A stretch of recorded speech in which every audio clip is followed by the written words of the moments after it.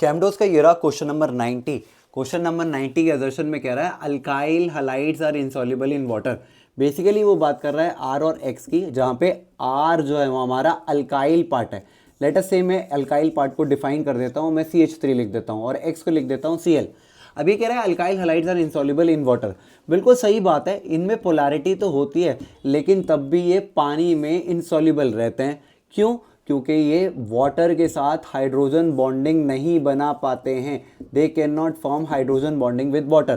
तो ये बिल्कुल करेक्ट बात हो गई। नेक्स्ट पे कह रहा है alkyl halides have halogen attach to a sp3 hybrid carbon. Basically अगर बात करें अल्काइल हलाइड की, तो ये मैंने मिथाइल क्लोराइड का एग्जाम्पल लिया। अब उस कार्बन को देखो जिससे हेलोजन जुड़ा हुआ है, यानी कि इसकी बात कर रहे हैं। क्या ये sp3 हाइब्रिड कार्बन है? तो हाँ बिल्कुल है। तो हम कह सकते हैं that both assertion and reason are true, but reason is not explaining this assertion.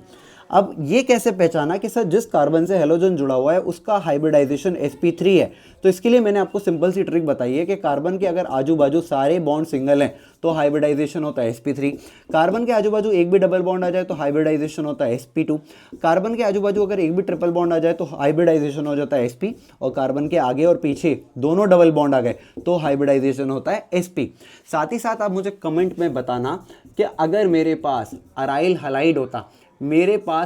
Halide होता तो ये अराइल हलाइड में जिस कार्बन से हेलोजन जुड़ा हुआ है उसका हाइब्रिडाइजेशन क्या होता है, ज़रूर बताना।